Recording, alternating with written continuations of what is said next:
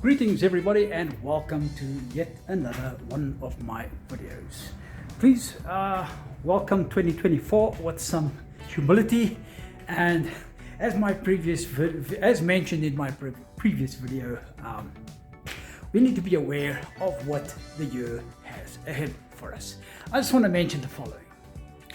The VFR, or your motorcycle, before we even give a title to this video, I just want to mention that we are in summer in South Africa, and as a result we have thunderstorms, rain, and pretty much biblical events take place.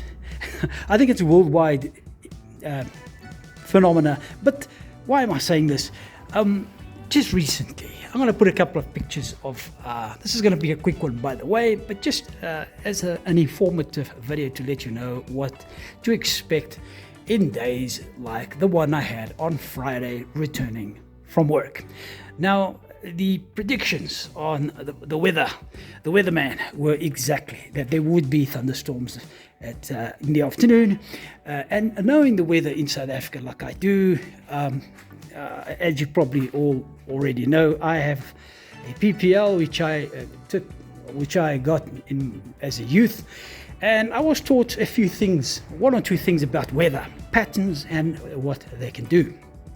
And this to say that on Friday I almost took my car, there it is, to work as a result of what I was to expect on Friday.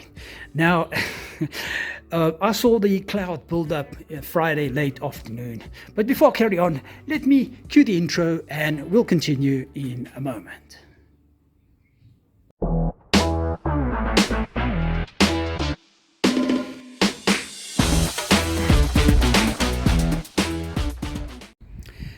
Before we continue with the promised content I mentioned, I just want to give you a mileage. I think this is something I should do every time I record. So 41,737, that's 3,000 kilometers done on my VFR in maybe 6 months, I think it is. I need to go and look back on my videos to see when I first got it. But yeah, let's just warm it up. That's a cold start, by the way.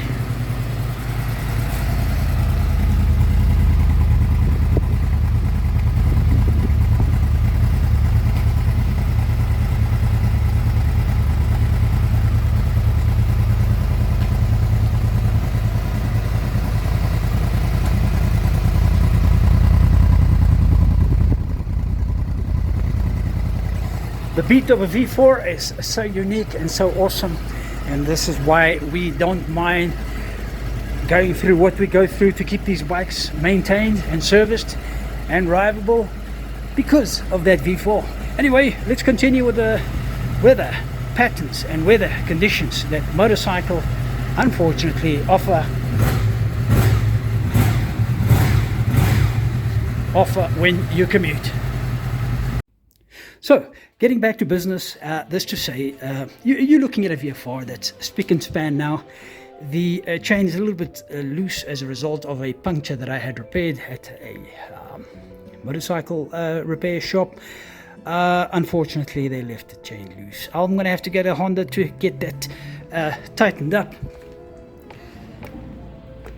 Unfortunately, that is, I noticed the chain loose when I start slowing down. You can actually hear it. But anyway, back to what I said earlier on, the weather in South Africa and in most places can really cause havoc. But I have, in defense of motorcycling, the following to say. Now, when I said it rained, it caused the havoc that I'm going to somehow show you on this video of what really took place on Friday afternoon. And as a car's floating, you're familiar with the genre. Suddenly people need boats instead of vehicles.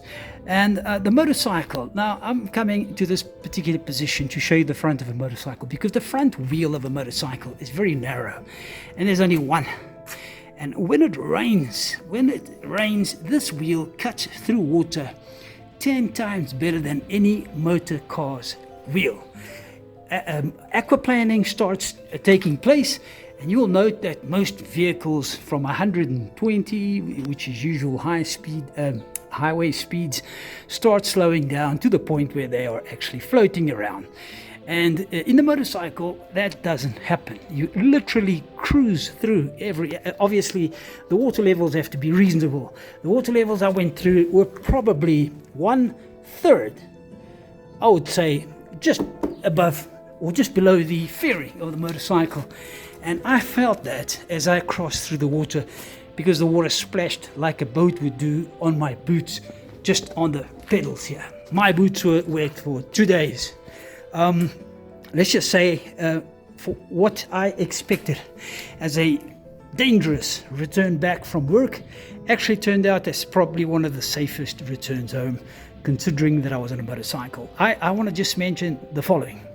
Motorcyclists, especially commuters, understand that rain is part of the deal.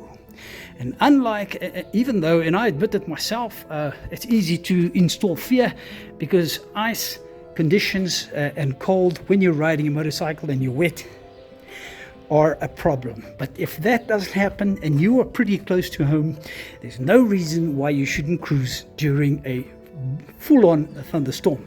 Now, if winds are blowing faster than 50 knots or 60, that's going to kilometers per hour, 100 kilometers per hour, then probably wise to park under a bridge or something just to get some kind of protection. And you got to understand there are limits to the wind conditions that a motorcyclist can withstand. But you'd be surprised. I mean, if you can do 240 k's an hour in a straight line with some lateral wind, these things can withstand more wind than you can imagine. But this to say, and very quickly, that motorcycles are absolutely fantastic to cruise through in rain. Whilst the others are floating around, you're just cruising by on your two wheels without feeling a thing. Obviously, you've got to have a decent helmet with a decent windshield because that is going to help you see. Without visibility, you've got a problem. You cannot open your visor at 100 kilometers per hour on deluge. So, this to say, for those of you that are wanting to commute, and I've spoken much about it before, and this is why I mentioned commuting is something that it's almost cultural. A commuter has almost adapted a personality, and he becomes one with the machine, one with the weather, one with the whole atmosphere. And a trip can be thoroughly enjoyed back home.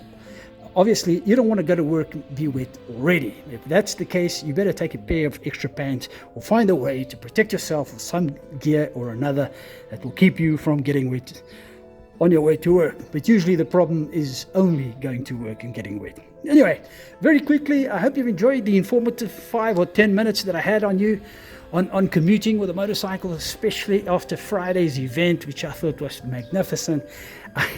I like a child screaming when you're going on a roller coaster and you're just going through water, overtaking cars.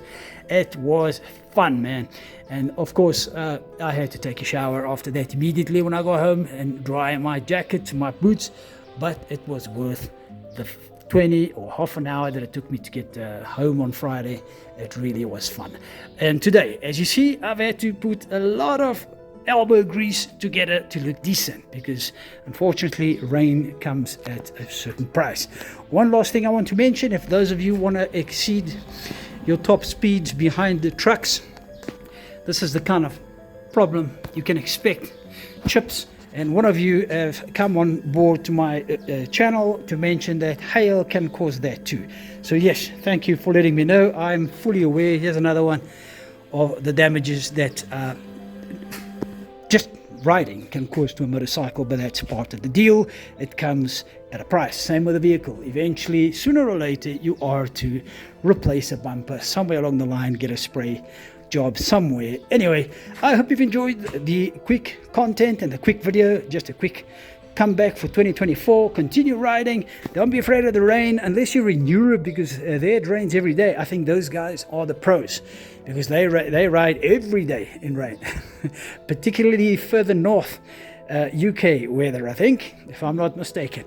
Have a blessed evening or day, afternoon, wherever you are, and God bless. We'll see you on the next one.